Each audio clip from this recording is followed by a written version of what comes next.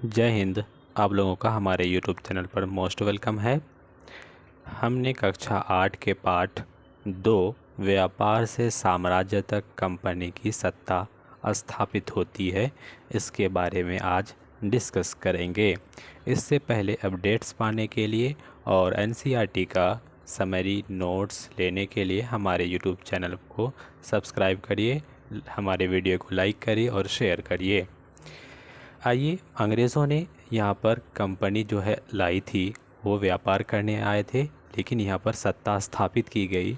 इस चैप्टर में इसी का डिस्कस किया जाएगा। उसकी रणनीतियाँ कैसी हैं, इसकी पॉलिसीज़ कैसी हैं, इसके बारे में इस चैप्टर अंग्रेज़ों के नीतियाँ पॉलिसीज़ सत्ता स्थापित करने में व्यापार से इस चैप्टर में डिस्कस करेंगे। देख लीजिए, आप यहाँ पे देखेंगे, आपको दिखेंगे ब्रिटिश आइलैंड यहाँ पर है।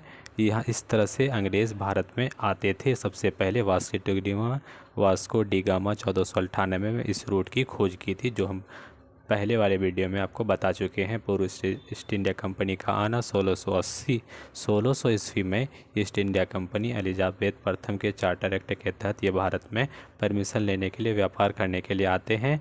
और 1498 में पुर्तगाली खोज यात्री वास्को डी गामा ने भारत पहुंचते हैं। ये बातें आपको याद रखना है। और ईस्ट इंडिया कंपनी बंगाल में व्यापार शुरू कब करते हैं, तो पहली इंग्लिश फैक्ट्री 1651 ईस्वी में पहली इंग्लिश फैक्ट्री 1651 में हुगली नदी के किनारे शुरू हुई। इस पॉइंट को भी याद रखेंगे। कंपनी के व्यापारी यहीं से अपना काम चलाते थे। इस पॉइंट को याद रखेंगे। फरमान क्या होता है? एक शाही आदेश होता है। एक शाही आदेश होता है, उसको क्या बोलते हैं? फरमान। ठीक है, याद रखिएगा। अब इस तरह से देख सकते हैं कि ये वीडियो अगर आपको अच्छा लगता है तो हमारे वीडियो को लाइक करिए। ये रॉबर्ट क्लाइव, अभी इसको बताएंगे किस युद्ध में इन्होंने योगदान दिया था और इसके इम्पोर्टेंट कौन कौन से नवाब इसमें संलग्न थे, किसको हराया था। ये प्लासी का युद्ध बहुत इंपॉर्टेंट क्वेश्चन है, इससे बनता है। तो कब होता है देखिएगा, 1756 में अलीवर्दी खान की मृत्यु के बाद सिराजुद्दौला बंगाल के नवाब बन जाते हैं। तो अपनी सिराजुद्दौला का जो ताकत से काफ़ी भय था, सिराजुद्दौला की जगह कंपनी एक ऐसा कठपुतली नवाब चाहती थी जो उसके व्यापारिक रियायतें और अन्य सुविधाएं आसानी से अपना सके और वहन कर सके। कुछ खास बातें नहीं, हम अपने नोट्स में अच्छा से आपको बताएंगे इसका योगदान कहाँ पर है। ये देख लीजिए अच्छा से। रॉबर्ट क्लाइव के बारे में भी आपको याद रखना है। 1757 का प्लासी का विद्रोह में सिराजुद्दौला के खिलाफ कंपनी की सेना का नेतृत्व किया, इस रॉबर्ट क्लाइव का। और बताएंगे इसके कुछ खास स्पेशल। बक्सर का युद्ध 1764 ईस्वी में होता है। आप देख सकते हैं ये लड़ाई युद्ध कब होता है? 1764 ईस्वी में। आखिरकार 1765 में मुगल सम्राट कंपनी को ही बंगाल प्रांत का दीवान नियुक्त कर देते हैं। कंपनी के अफसर नवाब बन बैठे। तो कौन बैठे हैं? कंपनी के अफसर। ये सारे इंपॉर्टेंट आप एक सरसरी निगाह डाल दीजिए। और कंपनी का जो फैसला होता है 1757 से 1857, फिर बक्सर की युद्ध होता है, प्लासी का युद्ध होता है। तो ये सारे युद्ध जो हैं ये तय कर देते हैं कि भारत पर कौन शासन करेगा, कौन राज करेगा। और गवर्नर जनरल वेलीजिरी का भी योगदान है। 1798 से 1805 तक ये रहते हैं और इसका कुछ अलायंस है, सहायक सेना रखने का भी वो बात करते हैं। इस बात को याद रखेंगे। अब देखें टीपू सुल्तान, जिसको हम लोग शेर कश्मीर के नाम से जानते हैं, ये बहुत ही फेमस कैरेक्टर है। इसके युद्ध में बहुत सारे इन्होंने युद्ध भी लड़े हैं अंग्रेज़ों के साथ। इसका भी सारे युद्ध को हम अभी नोट्स के थ्रू डिस्कस करेंगे। इतना याद रखना है, टीपू सुल्तान को शेर कश्मीर कहा जाता है। अब देखिए, अंग्रेज़ों ने सुल्तान के कदमों ने आग बबूला हो गया। हैदर अली और टीपू सुल्तान बहुत महत्वाकांक्षी, घमंडी और ख़तरनाक दिखाई देते थे। अंग्रेज़ों को लगता था कि ऐसे राजाओं को नियंत्रित करना और कुचलना ज़रूरी है। इसीलिए मैसूर के साथ अंग्रेज़ 4 बार लड़ाई हुई। 1767 से 69 और 1780 से 84, 1790 से 92 और लास्ट में 1799। 4 युद्ध टीपू सुल्तान से करते हैं। और श्रीरंगपट्टम की आखिरी संधि के कंपनी को सफलता मिलती है। अपनी राजधानी की रक्षा करते हैं। टीपू सुल्तान मारे भी जाते हैं और राजकाज पुराने वाडियार वंश के हाथों में दे दिया जाता भी। हम नोट्स के थ्रू बताएंगे कौन कौन से, याद रखिएगा। टीपू सुल्तान 4 युद्ध लड़ते हैं अंग्रेज़ों के साथ, 4 युद्ध लड़ा जाता है। अब चलिए आप देखते हैं, ये शेर कश्मीर टीपू सुल्तान को कहा जाता है। मराठों से भी लड़ाई लड़ते हैं अंग्रेज़, मराठों को भी पीटते हैं, पाटते हैं, सीधा करते हैं। ये लॉर्ड हेस्टिंग है, इसके बारे में देख लेंगे। इसका ख़ास बात अभी हम आपको नोट्स में बताएंगे। लॉर्ड होस्टिंग है। किट्टूर रानी चेन्ना स्मृति की, देखिए ये किट्टूर रानी है, ये एक बहुत ही फेमस लेडी है। इन्होंने क्या कर दिया है तो देखिएगा, लेकिन जो चेन्ना है हथियार उठा लिए किसके खिलाफ, कर्नाटक में एक छोटे से राज्य में कब्जे में लेने के लिए। आगे देखेंगे फिर ये देखिए 1830 के दशक में एनसीईआरटी ने विलय की नीति को अपनाया। ये बहुत इंपॉर्टेंट है। विलय की नीति कौन अपनाते हैं, जनरल डलहौजी। इसका जो शासनकाल होता है 1848 से 1856 तक इसका शासनकाल रहता है। जब ये क्या करते हैं, अधिग्रहण करवाते हैं और विलय की नीति अपनाते हैं, तो इनमें से सबसे पहला विलय की नीति करने वाले हैं, ये क्वेश्चन बना है, ये हैं कौन, सतारा है, फिर संबलपुर है, उदयपुर है, नागपुर 1853 में, झांसी 1854 में। एक बार फिर सुनिए, सबसे पहले विलय की नीति कौन अपनाते हैं, सतारा 1848 ईस्वी में, संबलपुर 2 साल बाद 50 में, उदयपुर फिर 2 साल बाद 52 में, नागपुर 1 साल बाद 53 में, झांसी 1 साल बाद 54 में। ये सारे विलय की नीति और कुछ जैसे कुरीतियाँ, कुशासन का आरोप लगा करके भी कुछ क्षेत्रों को ये अपने अंदर समावेश करते हैं। देख लीजिए, सबसे पहले ब्रिटिश शासन के अधीन जो क्षेत्र थे इसको पीला कलर से दिखाया गया था, इतना ही क्षेत्र ब्रिटिश के शासन में था, और सारा ये भारतीय क्षेत्र ब्रिटिश शासन के अधीन नहीं थे, ये लाल कलर से दिखाया गया है। इस तरह से देखिए, जो पीले कलर है, धीरे धीरे अंग्रेज़ अपना क्षेत्र को, टेरिटरी को बढ़ा रहे थे, व्यापार से सत्ता में स्थापित हो रहे थे, शिफ्ट हो रहे थे। ये देखिए बाद में कितने सारे क्षेत्रों को उन्होंने अपने टेरिटरी के अंदर ले लिया, यहाँ पर व्यापार करने लगे और सत्ता की स्थापना का प्रयास भी करने लगे थे। नए शासन की स्थापना होती है। फिर देखेंगे ये सारे इंपॉर्टेंट, वॉरेन हेस्टिंग पर मुकदमा भी चला जाता है। देखिए वॉरेन हेस्टिंग पर ना कुछ टाइम के लिए मुकदमा चलता है ब्रिटेन में, देखिएगा उस पर आरोप लगता है वॉरेन हेस्टिंग पर, उसको महाभियोग भी चला जाता है, लेकिन 7 साल चला, लेकिन उसको क्या होता है कुछ दिन के बाद छोड़ दिया जाता है और उसको सम्मानित भी कर देते हैं वो लोग, अंग्रेज़ लोग। कंपनी की फ़ौज, ये सारे इंपॉर्टेंट है।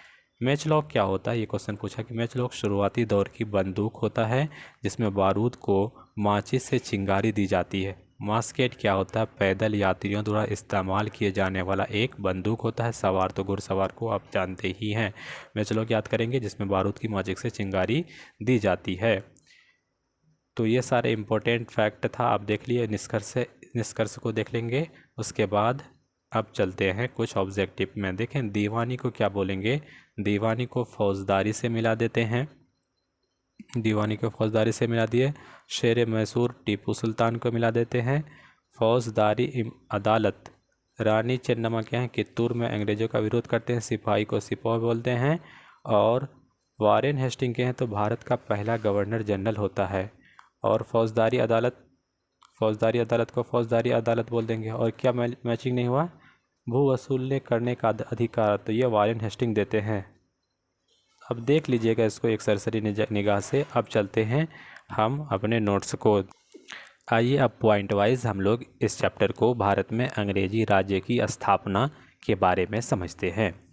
31 दिसंबर 1600 को इंग्लैंड के कुछ व्यापारियों ने लंदन में ईस्ट इंडिया कंपनी की स्थापना की थी। कहाँ पर, लंदन में ईस्ट इंडिया कंपनी की स्थापना 31 दिसंबर 1600। एक दिन और होता तो 1700 हो जाता, बताइए। नेक्स्ट देखेंगे क्या कह रहा है। इंग्लैंड की महारानी एलिजाबेथ ने कंपनी को 15 वर्षों के लिए पूर्व एशिया के देशों के साथ व्यापार करने का अधिकार दिया गया था, 15 साल के लिए। अब देखते हैं वाणिज्यवाद क्या होता है। लाभ कमाने के उद्देश्य से की गई व्यापारिक गतिविधियां जिसमें किसी देश की संपदा का अंदाज़ा उसके पास जमा मूल्यवान धातुओं की विशेषता स्वर्ण की मात्रा पर निर्भर करता है, इसको क्या बोलेंगे, वाणिज्यवाद बोलते हैं। नेक्स्ट देखेंगे कि ईस्ट इंडिया कंपनी ने अपनी फैक्ट्रियां सूरत में 1913 में स्थापित करती है, मछलीपट्टनम में 1911 में, हुगली नदी के आसपास पटना में भी करते हैं, कासिम बाज़ार आदि जगहों पर फैक्ट्री की स्थापना करते हैं। फ्रांसीसी ने चंद्रनगर, बालासोर, पश्चिमी तट के माहे पर फैक्ट्रियां स्थापित करती हैं, लेकिन फ्रांसीसियों का प्रधान कार्यालय भारत के दक्षिण पूर्व समुद्र तट पर पांडिचेरी में था। फ्रांसीसी कहाँ पे थे, पांडिचेरी। अब से फ्रांसीसी पीछे पांडिचेरी याद रखेंगे, इसका केंद्र का था पांडिचेरी। उस प्रदेश में अंग्रेज़ का प्रमुख केंद्र फोर्ट क्या थे, अंग्रेज़ का प्रमुख केंद्र फोर्ट सेंट जॉर्ज था। आइए कुछ और पॉइंट को देखते हैं। अब नवाबों की बात करते हैं तो बंगाल के कुछ मुख्य नवाब हुए हैं, उसका लिस्ट हम दे रहे हैं। जैसे मुर्शिद कुली खां, इसका कार्यकाल 1713 से 1727 ईस्वी तक था। शुजाउद्दीन 1727 से 39 तक। सरफराज खां 1739 से 40 तक तीसरा नवाब थे। अलीवर्दी खां चौथा है, 40 से लेकर के 56 तक। सिराजुद्दौला आए 56 से 57 तक। और मीर जाफ़र आते हैं 1757 से 60 तक। मीर कासिम आते हैं 60 से 63 तक। फिर मीर जाफ़र दोबारा बन जाते हैं, माफ़ कीजिएगा, 1763 से 65 तक। शुजाउद्दौला 1766 से 1767 तक। निज़ामुद्दीन औला जो है, निज़ामुद्दौला 1765 से 66 तक। और मुबारकुद्दौला 1770 से 75 ईस्वी तक बने रहते हैं। इसमें खास किन किन नवाबों पर फोकस करना है, मीर कासिम, मीर जाफ़र, सिराजुद्दौला, इन 3 नवाबों पर ही क्वेश्चन पूछता है कोई भी एग्ज़ाम में। देखिएगा, अलीवर्दी खां जो थे नाती थे सिराजुद्दौला का, अभी हम आपको बताएंगे। मीर जाफ़र के काल में यह प्लासी का युद्ध 1757 में होता है, मीर जाफ़र के काल में। और मीर कासिम के शासनकाल में, या वो भी योगदान है उसका बक्सर के युद्ध में। आइए, अलीवर्दी खां ने यूरोप के व्यापारियों को नियंत्रित रखने का प्रयास भी करते हैं। अलीवर्दी खां कि कैसे यूरोप के व्यापारी अंग्रेज़, फ्रांस, डच वगैरह आदि कंपनियों पर कैसे नियंत्रण करें। इसके लिए उसके बाद नाती को सिराजुद्दौला को नवाब बना देते हैं, जिससे परिवार के सदस्य के बीच साजिश और झगड़े संघर्ष शुरू हो जाते हैं। बंगाल की राजधानी मुर्शिदाबाद के बारे में प्रसिद्ध अंग्रेज़ सेनापति लॉर्ड क्लाइव लिखते हैं कि मुर्शिदाबाद का शहर उतना ही लंबा चौड़ा, आबाद और धनवान है जितना कि लंदन का शहर है। ये लॉर्ड क्लाइव कमेंट करते हैं। लॉर्ड क्लाइव क्या कमेंट कर रहे हैं, मुर्शिदाबाद बंगाल का जो शहर है उतना ही लंबा है, चौड़ा है, आबाद है और धनवान है जितना लंदन का शहर। लॉर्ड क्लाइव याद रखेंगे। बंगाल में पहली फैक्ट्री 1651 में हुगली नदी के किनारे शुरू हुआ है। आपको बता दें, हुगली नदी पर अभी हम लोग क्या कर रहे हैं, अंडर वाटर मेट्रो स्थापित कर रहे हैं। करेंट अफेयर का टॉपिक है। वह क्या कहता है, बंगाल में पहली फैक्ट्री 1651 में हुगली नदी के किनारे शुरू हुआ। वहाँ धीरे धीरे कंपनी ने आबादी के चारों ओर किला बनवाना शुरू किया, जिस किले का नाम फोर्ट विलियम कॉलेज रखा गया, फोर्ट विलियम रखा गया। याद रखेंगे, अभी भी है। 1696 में 1200 रुपये में भुगतान करके 3 गांव की जमींदारी, गांव थे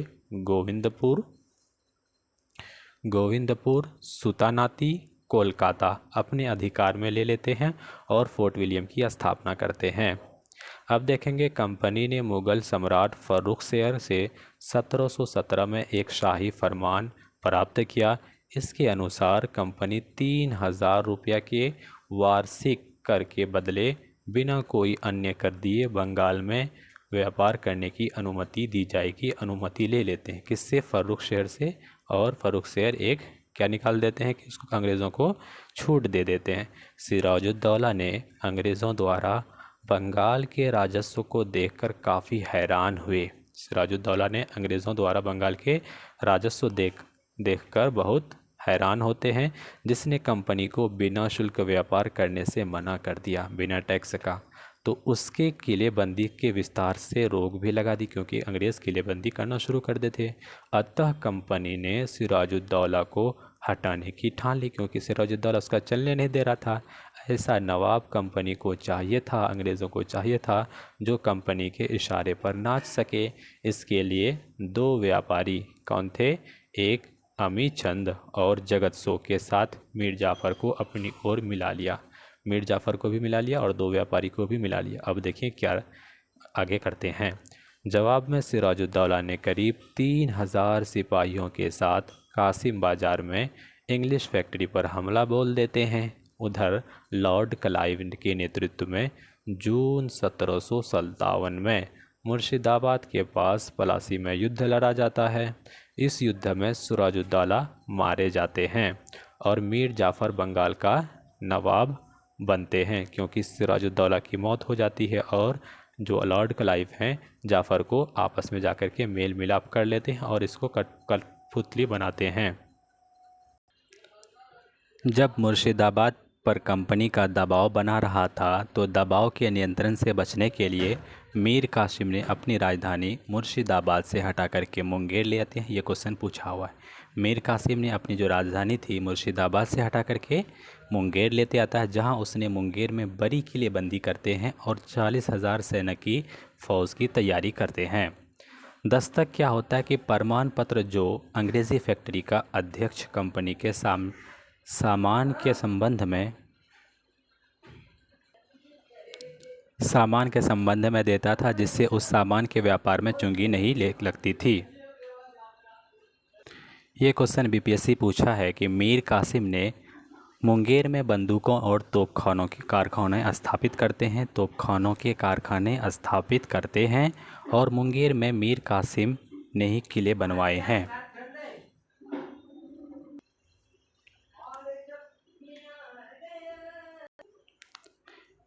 ये भी क्वेश्चन पूछा है कि बक्सर का युद्ध 1764 में मीर कासिम बंगाल के गवर्नर या नवाब शाह आलम द्वितीय, जो शाह आलम थे दिल्ली में मुग़ल शासक, और शुजाउद्दौला अवध का नवाब ने बक्सर में कंपनी के साथ लड़ाई की परंतु हार गई।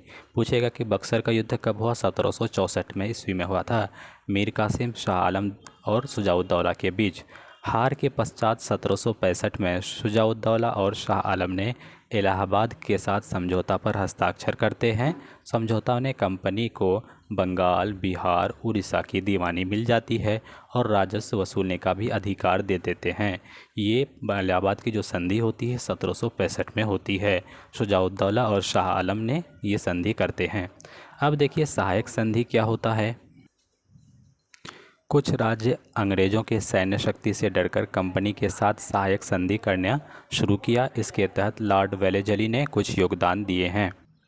सहायक संधि के तहत भारतीय शासकों को अपने क्षेत्र में कंपनी की फ़ौज रखनी पड़ती थी, खर्च भी उन्हें ही उठाने होते थे। सहायक संधि को स्वीकार करने वाला पहला राज्य हैदराबाद 1798 का निज़ाम था। दूसरा शासक अवध का नवाब था 1801 में, जिन्हें अपने राज्यों के कुछ हिस्से देने पड़े थे। शासकों को अपने राज्य में एक अंग्रेज़ अधिकारी भी रखनी होती थी, जिसे रेजिडेंट कहा जाता था। रेजिडेंट के माध्यम से कंपनी इन राज्यों में अंदरूनी मामलों पर नज़र रखती थी। उस समय जैसे उस राज्य का अगला राजा कौन होगा, किस को पद देना उचित होगा, ये रेजिडेंट ही देखते थे। 1785 में टीपू सुल्तान ने अपने राज्यों में पड़ने वाली बंदरगाहों से चंदन की लकड़ी, काली मिर्च और इलायची के निर्यात पर रोक लगा देते हैं।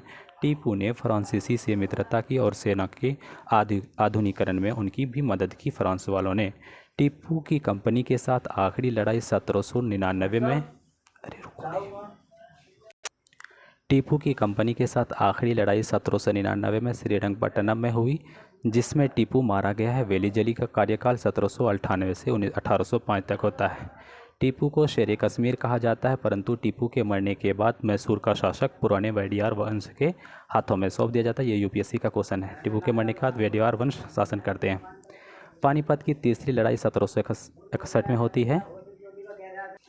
पानीपत की तीसरी लड़ाई 1761 में अहमद शाह अब्दाली ने मराठों को हरा देते हैं, परंतु मराठा भारत के बहुत बड़े भाग में नियंत्रित करते थे, जिनकी बागडोर सिंधिया, होलकर और गायकवाड़ भोंसले वंशों के हाथों में थी।